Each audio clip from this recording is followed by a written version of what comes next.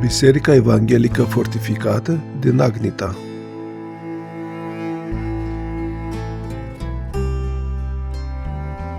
Suntem în partea centrală a Agnitei, pe malul stâng al râului Hârtibaciu, în piața Toici, și ne îndreptăm spre Biserica Evanghelică Fortificată, închinată Sfintei Agata, cea care a dat și numele așezării, în germană Agniten, în maghiară Szent Agata. Intrăm în incita bisericii, pe sub turnul dogarilor, care servește ca turn de poartă.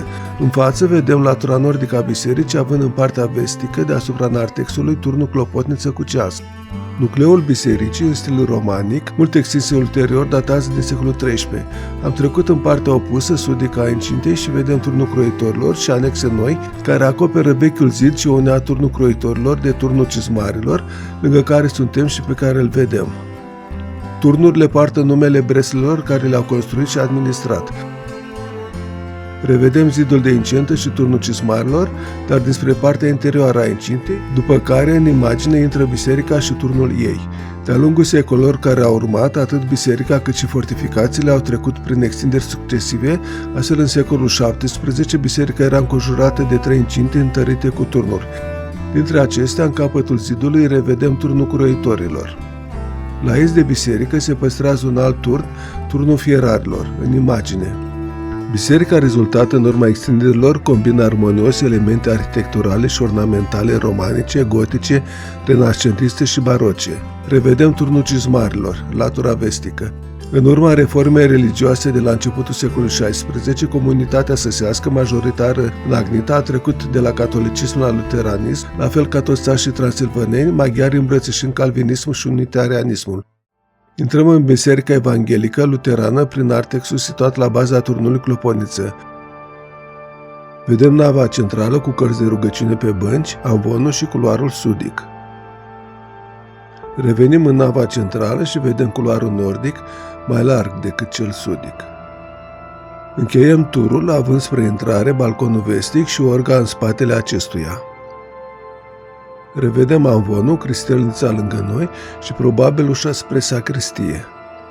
Străbatem corul pentru a admira altarul cu 2 aripi, amintind de cele catolice de dinainte de reformă. Altarul baroc, datat 1650, are în partea inferioară o reprezentare a cinei cea de taină. Pictura centrală este o răstignire în care apar Maria în stânga și Ioan în dreapta. Pe aripa dreaptă sus vom vedea scena Pilat spălându-și mâinile pentru a se disculpa de condamnarea la moartea lui Isus, iar jos pregătirea lui Isus în vederea răstignirii.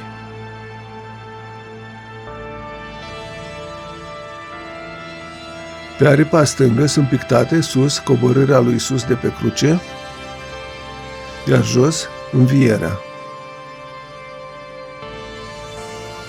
Pe aripile închise ale altarului sunt reprezentate patimile lui Isus.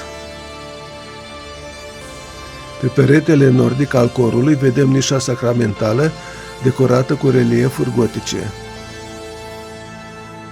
În spate revedem orga construită de brașoveanul Carl Schneider pe la jumătatea secolului XIX.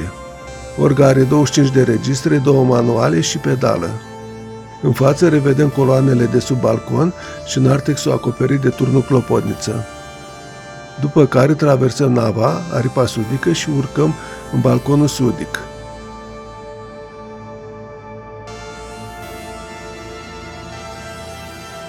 Revenim în nava centrală și ne îndreptăm spre balconul nordic printr-o deschidere în perete. În prezent, acest balcon, mult mai larg decât cel sudic, găzduiește un spațiu expozițional. Unele exponate amintesc de legenda care a dat naștere tradiții lolelor, și anume, femeia care a reușit să-i sperie pe turcii ce asediau fortificația Agnitei, ea apărând sub o mască groaznică și urlând la atacatori. După căderea comunismului, 1990, și plecarea masivă a etnicilor sași, tradiția lolelor a fost preluată și continuată de români. Pe platforma din capătul balconului sunt expuse vârful turnului cizmarilor, și în care au fost găsite monede și însemnări, un fel de capsulă a timpului.